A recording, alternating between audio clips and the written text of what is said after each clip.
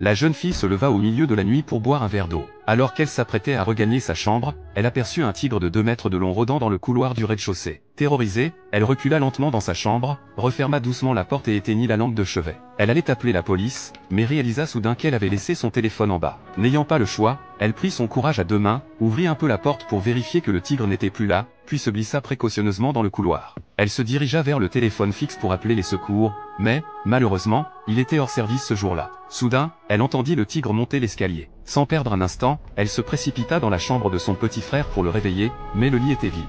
Après avoir fouillé chaque recoin de la pièce sans succès, elle comprit que son frère avait dû descendre.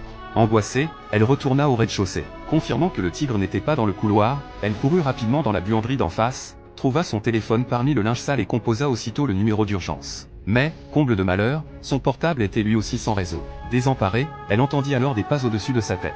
Le tigre était monté à l'étage. Elle ouvrit prudemment la porte et appela doucement son frère. Un rugissement terrifiant retentit soudain derrière elle. Le tigre apparut au tournant de l'escalier. Prise de panique, elle se rua vers la porte d'entrée, mais découvrit avec horreur qu'une planche de bois avait été clouée dessus. Elle la heurta de toutes ses forces, puis la roua de coups de pied. Mais la planche résista, et le bruit ne fit qu'attirer l'attention du tigre. Elle se réfugia dans la buanderie, un dernier espoir germant en elle, la fenêtre. Elle remarqua une fissure dans le cadre en bois. Saisissant un fer à repasser, elle se mit à frapper la planche frénétiquement. Le tigre était maintenant devant la porte, ses coups violents la faisaient trembler.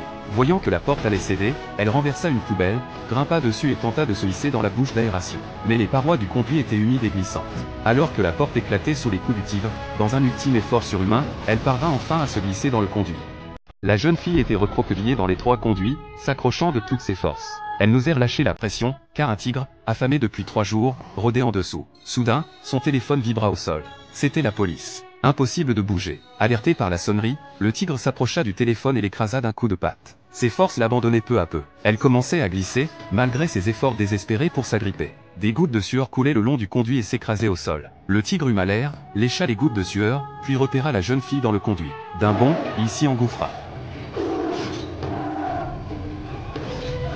Dans un sursaut de survie, elle rassembla ses dernières forces et grimpa, centimètre par centimètre, jusqu'à émerger du conduit au 2e étage. Haletante, elle tenta de reprendre son souffle. En se retournant, elle aperçut son jeune frère, assis là, silencieux. Atteint d'autisme, il était incapable de communiquer. Elle l'emmena dans la chambre et alluma l'ordinateur pour appeler à l'aide, mais la connexion internet était coupée. Soudain, le bruit violent du tigre heurtant la porte retentit. Elle entraîna son frère sous le lit et aspergea le sol de parfum pour masquer leur odeur. Le tigre enfonça la porte et s'approcha du lit. La terreur la paralysait. Heureusement, le parfum semblait perturber l'animal, qui ne les sentait pas. Le tigre sauta sur le lit. Sous le poids du tigre, le sommier en bois massif s'enfonça, frôlant le visage de la jeune fille. Soudain, le tigre disparut. La peur redoubla. Elle scruta les alentours. Était-il parti? À peine eut-elle tourné la tête que le tigre les repéra. Elle repoussa son frère vers le bord du lit, mais le tigre le renversa, les coinçant contre le mur. Par chance, le lit les protégeait de la bête. D'une main tremblante, elle ouvrit la porte voisine et s'enfuit avec son frère. Arrivée au rez-de-chaussée, elle prit un morceau de viande du réfrigérateur, y glissa des somnifères, forma une boulette et la jeta au sol. Attiré par l'odeur, le tigre descendit. Mais à cet instant, son frère fit une crise, hurlant sans cesse. Elle le prit dans ses bras et remonta à l'étage par l'autre escalier. Le tigre avala la boulette, sans aucun effet apparent. Ils se cachèrent dans un placard. Entendant le tigre remonter, guidé par leur odeur, elle pria en silence. Malheureusement, le tigre les trouva. Il s'approcha, toujours plus près. Leurs regards se croisèrent, celui de la jeune fille et celui du tigre, à travers la mince porte du placard. La femme fixait le tigre à travers la porte de l'armoire. Voyant ses crocs baveux, elle se retourna brusquement et frappa le mur derrière elle avec une barre de fer. La cloison en bois céda, s'effondrant sous les coups. Le tigre était sur le point de défoncer la porte. Elle fit passer son petit frère par l'ouverture, puis, juste au moment où le tigre se précipitait à l'intérieur, elle se retourna et se faufila par le trou. Le tigre la griffa à la jambe, mais elle s'en sortit vivante. Elle emmena son frère dans la chambre de leur beau-père et barricada la porte avec une table. Elle frappa les planches barricadant la maison avec son club de golf jusqu'à épuisement, sans succès. Soudain, son regard se porta vers le haut. Elle attrapa des balles sur une étagère, trouva un pistolet dans un tiroir, le chargea et s'adossa au mur, attendant l'arrivée du tigre. Son regard tomba alors sur une police d'assurance qui traînait sur le sol. Elle l'ouvrit et découvrit avec horreur qu'elle et son frère étaient les assurés, et que le bénéficiaire était son beau-père.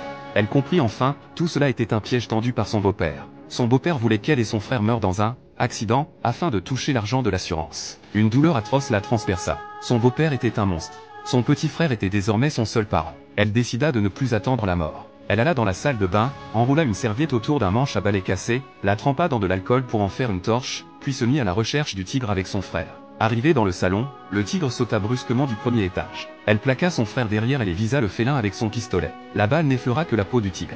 Face au tigre enragé, elle recula avec son frère, agitant la torche pour le tenir à distance. Profitant d'un moment de répit, elle fit signe à son frère de se cacher dans le réfrigérateur. Une fois qu'il fut à l'intérieur, elle jeta la torche et le rejoignit. Elle n'ouvrit la porte du réfrigérateur que lorsqu'il n'y eut plus aucun bruit. La porte d'entrée, barricadée, avait été ouverte. C'était son beau-père, venu récupérer les corps. À sa grande surprise, les enfants étaient vivants. Voyant l'homme refermer la porte, la jeune femme comprit ses intentions. Elle s'approcha de lui et le supplia d'épargner son frère. Mais son beau-père n'avait aucune intention de les laisser en vie. Juste au moment où il allait passer à l'acte, le tigre bondit sur lui. Un cri déchirant retentit. L'homme, pris à son propre piège, fut dévoré. Profitant du repas du tigre, la jeune femme ouvrit discrètement la porte et s'enfuit avec son frère.